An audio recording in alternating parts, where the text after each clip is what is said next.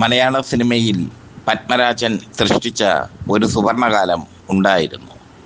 നല്ല സിനിമകൾ പിറന്ന കാലം, ബോൾഡായിട്ടുള്ള വിഷയങ്ങൾ സ്വീകരിച്ച കാലം. ആ കാലത്ത് പത്മരാജൻ സിനിമയിലൂടെ കടന്നു വന്ന നടിയാണ് ശാരി.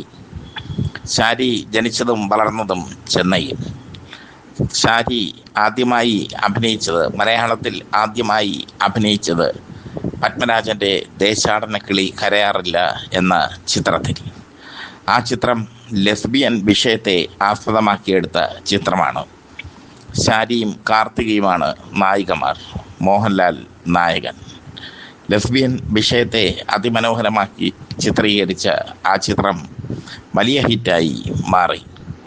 ദേശാടന കിളി കരയാറില്ല മലയാളത്തിലെ റഫറൻസ് ചിത്രമായി മാറി. ഒറ്റ ചിത്രത്തിലൂടെ ശാരി ശ്രദ്ധേയായ നായികയായി മാറി. പിന്നീട് പത്മരാജൻ്റെ തന്നെ നമുക്ക് പാർക്കാൻ മുന്തിരിത്തോപ്പുകൾ എന്ന ക്ലാസിക് ചിത്രം. മോഹൻലാലും ശാരിയുമായിരുന്നു ചിത്രത്തിലെ നായകന്മാർ. ആ ചിത്രം വലിയ ഹിറ്റായി മാറി. പിന്നീട് സത്യനന്ദിക്കാടിൻ്റെ സിനിമകളിൽ, ജോഷിയുടെ സിനിമകളിൽ ഒക്കെ സ്ഥിര സാന്നിധ്യമായി ശാരി മാറി. പൂച്ചക്കണ്ണുകളായിരുന്നു ശാരിയുടെ മുഖമുദ്ര. പൂച്ചക്കണ്ണുകൾ ഉപയോഗിച്ച് അഭിനയത്തിൻ്റെ രസതന്ത്രം ഫലിപ്പിക്കാൻ ശാരിക്ക് നന്നായി കഴിയുമായിരുന്നു. അത്യാവശ്യ സീനുകളിൽ, ഗ്ലാമർ രംഗങ്ങളിൽ അഭിനയിക്കാനും അവർ തയ്യാറായിരുന്നു. മലയാളത്തിൽ മുൻനിര നായികയായി അവർ അതിവേഗം വളർന്നു. പാർവതിയും ശാരിയും ഒക്കെ ചേർന്ന് മലയാള സിനിമയെ നിയന്ത്രിച്ചിരുന്ന ഒരു കാലം ഉണ്ടായിരുന്നു. പക്ഷേ കുതിച്ചു പാഞ്ഞ അതേ രീതിയിൽ തന്നെ ശാരി നിലംപതിക്കുന്ന കാഴ്ചയാണ് പിന്നീട് കണ്ടത്. ശാരിയുടെ നീല ചിത്രങ്ങൾ അക്കാലത്ത് പ്രദർശിപ്പിക്കപ്പെട്ടു. അക്കാലത്ത് ഈ തുണ്ടു ചിത്രങ്ങൾ പ്രദർശിപ്പിക്കുന്ന ഒരു രീതി ഉണ്ടായിരുന്നു. പ്രത്യേകിച്ചും നൂൺ ഷോ ആയി 11:30 നൂൺ ഷോ ആയി പ്രശസ്ത നടിമാർ അഭിനയിക്കുന്ന തുണ്ടു ചിത്രങ്ങൾ പ്രദർശിപ്പിക്കും. രതി നിർവേദവും ഇവിടെ വരെയും അടക്കമുള്ള ക്ലാസിക് ചിത്രങ്ങളൊക്കെ അങ്ങനെ പ്രദർശിപ്പിച്ചു. അതിൽ ശാരി അക്കാലത്ത് അഭിനയിച്ച തമിഴ് സിനിമകളും, കാരണം ഈ ദേശാടന കിളി കരയാറുണ്ട് എന്ന ചിത്രത്തിന് മുമ്പ് ശാരി അഭിനയിച്ച തമിഴ് ചിത്രങ്ങളും തെലുങ്ക് ചിത്രങ്ങളും ഹിന്ദി ചിത്രങ്ങളും ഒക്കെ നൂൺ ഷോ ആയി പ്രദർശിപ്പിച്ചു.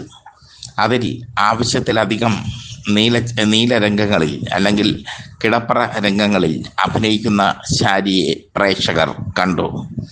ഇതാണ് ശാരിയുടെ മാർക്കറ്റ് ഇടിയാനുള്ള കാരണം. പിന്നീട് മുൻനിര നായികമാരിൽ നിന്ന് ശാരി പെട്ടെന്ന് ഔട്ടായി.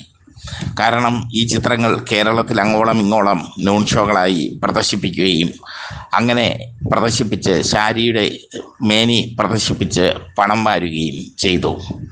തിരുവനന്തപുരത്ത് new theatre, Sreebala theatre, central theatre എന്നിവിടങ്ങളിലൊക്കെ ശാരിയുടെ നീലച്ചിത്രങ്ങൾ പ്രദർശിപ്പിക്കപ്പെട്ടു.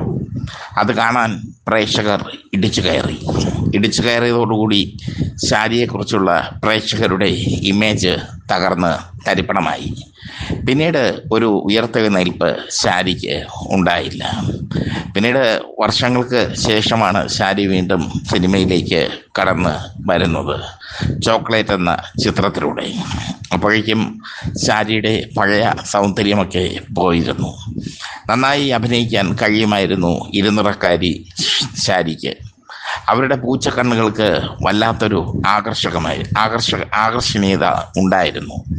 മോഹൻലാലിൻ്റെയും മമ്മൂട്ടിയുടെയും ജയറാമിൻ്റെയും ശ്രീനിവാസൻ്റെയും ഒക്കെ നായികയായി ശാരി തിളങ്ങി നിന്ന കാലം, അത് മലയാള സിനിമയുടെ ഒരു ഗൃഹാതുര കാലം കൂടിയാണ്.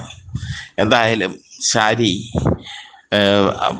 തൻ്റെ തകർച്ച വന്നപ്പോൾ താൻ പണ്ട് അഭിനയിച്ച ചില നീലച്ചിത്രങ്ങൾ തുണ്ടു ചിത്രങ്ങളായി കേരളത്തിലെ തിയേറ്ററുകളിൽ പ്രദർശിപ്പിക്കപ്പെട്ടപ്പോൾ അഭിനയ രംഗത്ത് നിന്ന് വിടവാങ്ങി അവർ.